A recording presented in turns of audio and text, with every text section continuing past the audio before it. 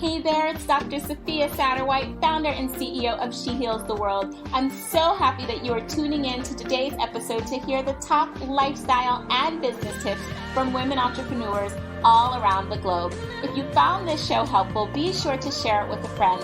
That's how our community grows. Today's guest is coming up next.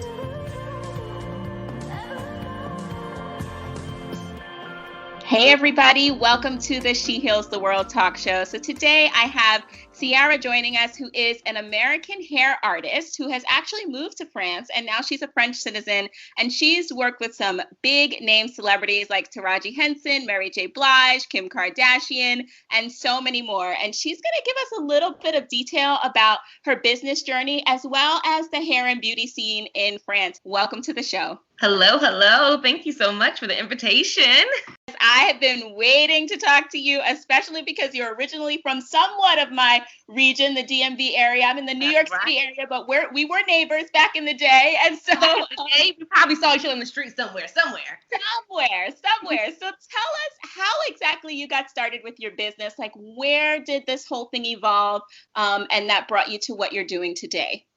So I have always been a lover of hair and a lover of beauty. From the time I was a child, I'm the only girl. I have 4 brothers. My mom took me to the salon every Saturday, and I feel like that really kind of gave me my vision of beauty. So I started doing hair, very young. I was the person in the family. Every time everyone got together, I'm braiding someone's hair. I'm putting curls in someone's hair. I'm doing updos. So basically, all throughout high school, I did hair, and then I actually went to cosmetology school while I was in high school. And so when I graduated, I already had my cosmetology license. And then I worked my way through in luxury salons, worked my way through college, paying for college, working in luxury salons. And then my journey to Paris really started because my best friend was here. She's Ivorian. She speaks French. She was doing her study abroad. I came to visit. I fell in love with just everything Parisian. And I said, I need to come back and be here. I need to be here. Mm-hmm. And that's kind of how I entered into Paris. And I would say that in the States, the last salon that I worked in, they really kind of pitched me and said, we're really looking for someone who specializes in special event hair. There was always like someone who specialized in hair cutting and color, or in treatments, but there wasn't really anyone who worked there who really loved the art of hairstyling. And they had all these different, people coming in for galas, different events.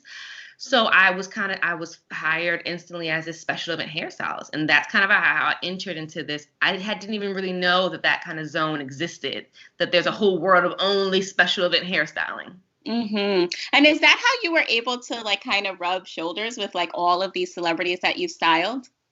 Well, actually, yes. So when I came to Paris, I did work in a salon at first. And then I realized, you know what? I want to work for myself. I love what I do, but I want to work for myself. So I honestly was at my 9-to-5 job working for this university using my marketing degree. I opened an Instagram account. I set up a website, and I did crazy research. I said, I know what kind of clients I want. I'm going to find all the people who have the kind of clients I want. Photographers, event planners, makeup artists, anyone going to all the luxury hotels and just meeting people. Mm-hmm. And basically at that time, there weren't really a lot of people working freelance because Europe is very different. They're very much on contractual kind of jobs. Mm-hmm. So freelance is kind of a newer concept here. And then being able to speak both English and French, but obviously it's Paris. So there's so many events. There's so much going on. So I honestly just did that. And then the work started coming. Because people were like, well, yeah, we need someone to come to our hotel room for this event. Oh, yeah, we need someone to come to our, Airbnb for this private event. Can you be the hairstylist? Can you do this? And the work just started kind of organically coming, obviously through a lot of making connections, putting my work out there. And you gave me also such a breath of fresh air because I can say, as a woman of color, going to France as many times as I've been, I've always almost felt like, oh my goodness, I have no idea where to get my hair done, what to do with hair, like what, Mhm. even in the US, it's a journey of finding your hairstylist. And so to see you really also representing the diversity that you naturally do and Mhm. having that focus, I think was just also really grounding, and it made me feel more at home. And so I just want to thank you for inspiring from afar, Thank so, you. Thank you so so much. I mean, I have to say, we know diversity is so important to me. Inclusivity is so important to me. And living in Paris, Paris is so diverse. You walk down the streets of Paris, you see everything. So many different cultures, so many different hair textures, skin complexion. I mean, there's so much beauty in this city, and I really want to be able to represent that. I want to be able to show that beauty, because that's really French beauty. And, that's modern beauty in 2020. French people come in all shapes and sizes and colors and hair textures, and it's a beautiful thing to see. it absolutely is. Absolutely is. So, when you were growing up, did you think that you would be living in France today? What was your vision for yourself as a child? As a child, you know what is crazy? As a child, I mean, from the age of like 6, I remember telling everyone, and I'm going to be a beauty editor. I'm going to work for Essence magazine. I'm going to work for one of these magazines, and I'm going to be a beauty editor because I loved writing. I was always in journalism. I loved everything beauty, and I was like, I'm just going to write about beauty. So I did not think at all that I would ever be in another country, speaking another language, holding 2 different citizenships. I never thought it. Never thought. So I can't wait to get into like what we need to know as a traveler, like heading into Paris and wanting to get your hair done or needing to just get Mhm. into the beauty scene. But before I get there, I just really want to also, I mean, you've done so much work with your brand. I really just would love to hear from you about what your greatest win business wise have been. I mean, Kim Kardashian on your list and Taraji Henson, like those are big names. Beyonce's sisters are there. So what has been like one of your greatest win that you feel like I cannot believe that happened to me? You know what I have to say? Whew, out of it all, I want to say Taraji P. Henson, to be honest. No, you know what, too? Mm, I want to say Taraji P. Henson and Mary J. Blige. Taraji P. Henson, because at that point when I booked Taraji P. Henson, I had only really launched my business. It had been barely 2 years. I felt like there was just so much more work I needed to do, not as an artist, but as in putting myself out there and making more connections and being seen. And so when I was seen, and I worked with her in Paris, and then she called me back to work with her again in Monaco, I really felt validated. I felt valued. And she is just I mean, she's from DC too. And she's mm-hmm. just a down to earth, really positive. Yeah. I mean, it was a beautiful experience. It was a moment of just full sisterhood. So I have to say that Mm. was number one. And then anyone in my family knows, I have been obsessed with Mary J. Blige my entire life. Like the one time I got such in trouble with my mom, I was like 16 or something. And I took her car and drove down to Virginia Beach so I can go to Mary J. Blige's concert. So it's like she has been with me. And so Yes. I got the call to come to London to do her hair. It was unbelievable to me. I'm like, I cannot believe, like, what? Yes. I'm coming. Yes. I'm coming. So I think those two were like moments where I felt like, oh, okay, like people know me. Okay, I guess like this is working. Wow, you have arrived, sister. You have 100% arrived. It's been a ride. It's been a ride. Okay, so let's get into it. Let's talk about what we need to know if we are heading into Paris and we're trying to figure out where to go, what to do. So you have to know that nothing opens early and nothing stays open late in Paris. So, Mm, in the States, you're like, okay, I can make an appointment at 8 a.m. I'm going to go and get my blowout before I hit the streets. That is never going to happen in Paris. You're not going to find any salon open ever at 8 a.m. If you're okay. like, oh, after work, I had a long work day, I'm going to go and make an appointment for like 7:30 p.m. Not happening. Mm-mm. Mm, mm, So it's really important to know that it's very traditional here when it comes to work. They respect, like, we're not going to be open all day. Most salons work open at 10 a.m. So that's important to know. okay. And salons are almost like bakeries here. It's Mm, so if you find your Airbnb or find your hotel, you literally can go on Google and type in hair salon, and there will be one on your street or the next street over. mm, And one thing that I do feel like French hair salons are really good at, they have gotten really good at speaking more English. These past years, I've been very surprised. Actually, I'm the person who like walks into random salons still, just trying to see what's going on. You know, I like to keep up to date what's going on. Mm-hmm. I've been really shocked by the level of English that has improved lately. And I think that's something to keep in mind. Mm-hmm. And French people, let me ask you something about that really quickly, though, with the English part, because so because we also have these vernaculars and the slang in the US where we say blowout because we think dry bar, we think like, just going down the street real quick. And so how would we communicate that in France? Like, is the word blowout recognized, or would it be called something? So French people have no idea that we use the word blowout, and the word they use in French sounds very American, so they think that it's an American word. So they say it to you like, "Oh, you want a brushing?" Because it has brushing. I have heard that. Yes. It's an English word. And I'm like, and so when I first moved here, I'm like, a brushing. I'm like, is this it sounds like something you would do to a pet, you know? Like, exactly. I was like, is this not normal? And then I realized, okay, so this is what they call blowout. So it's an easy word to keep in mind. Brushing, you say that, everyone knows what you mean. They know exactly how that works. And they're very affordable here. They're really affordable. You can walk into a salon and get a blowout and pay, between 30 and 40 euros for a blowout. Now, that is for everything that's non-textured hair. When we get textured hair, France is really lacking in the department. I'm going to be very honest with you. France is very lacking in the department. There are probably about only two salons in all of Paris where people with textured hair. And I say textured hair because I believe that it's not just connected to a race. There's so many people who have textured hair who are not, who have different skin complexions, come from different countries. So I like to say textured hair, but that is not their specialty, French people. Okay. And there's not enough education here. So I would give it an address that I would say, Nicole Pembroke, she's an American from California. She has a salon here. She uses the Veda products. So there are products that can be used on all hair textures. She's amazing. She does a great job. I'll repeat it again. Nicole Pembroke, Pembrok.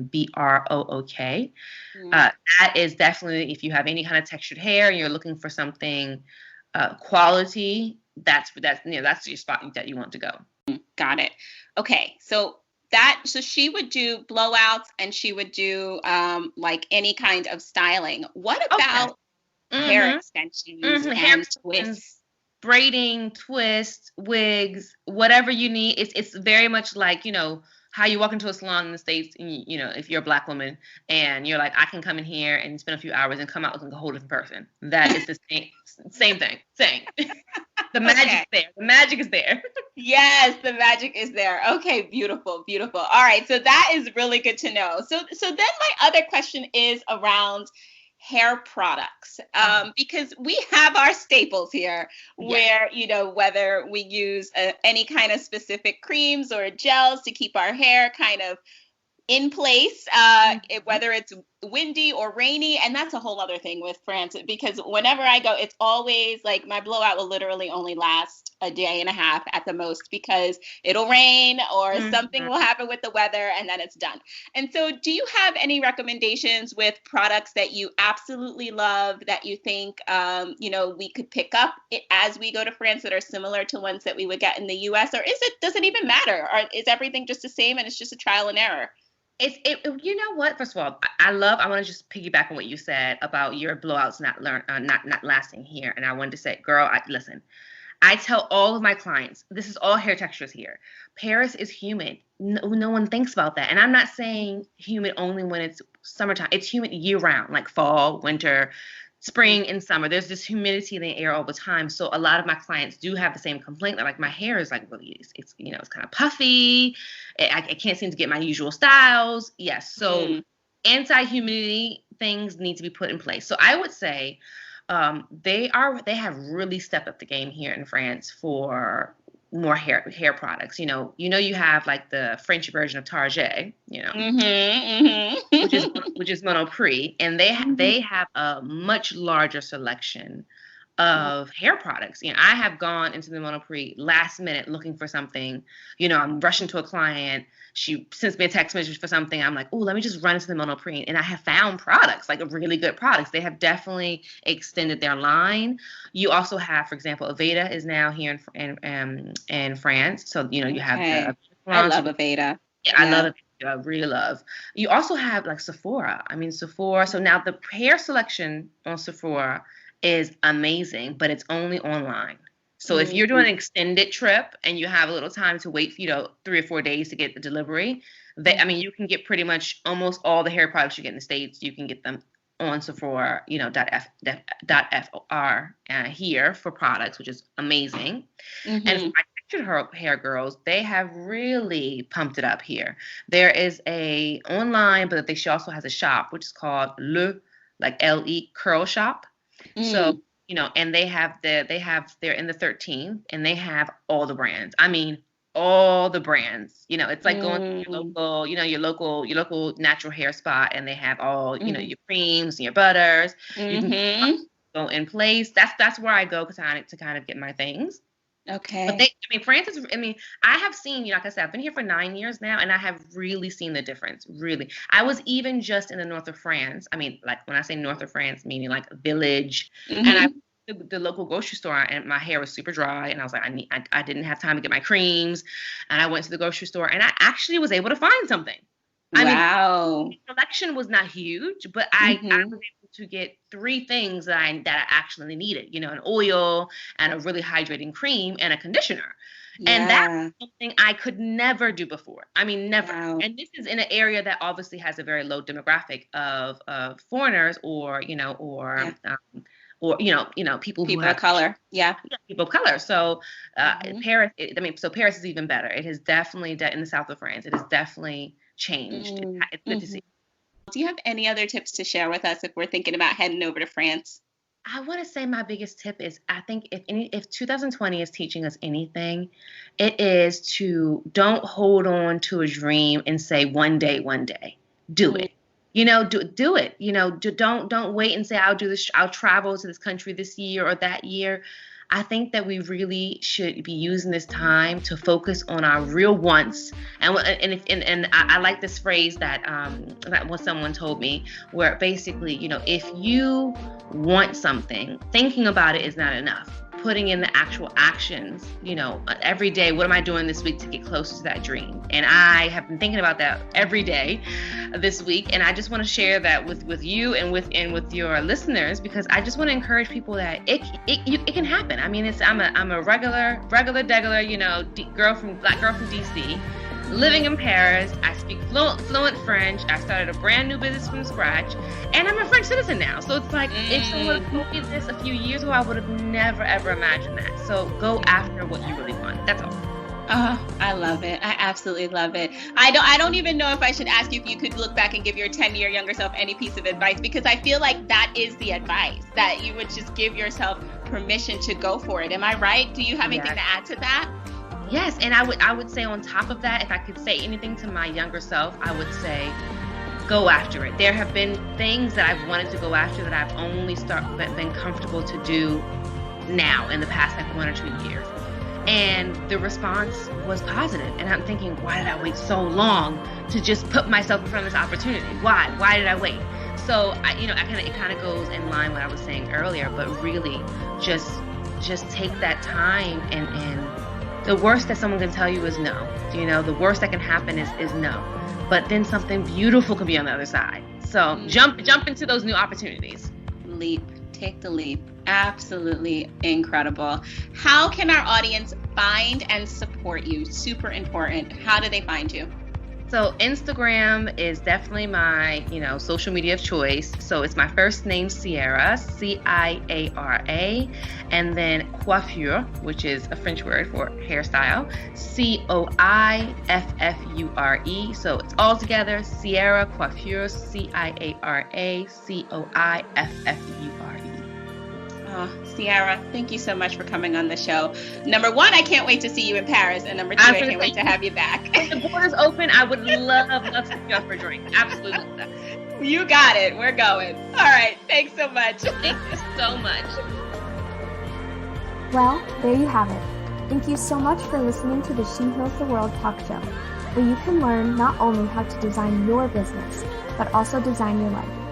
To learn more about how to live by design, grab a freebie at shehealstheworld.com/freebie.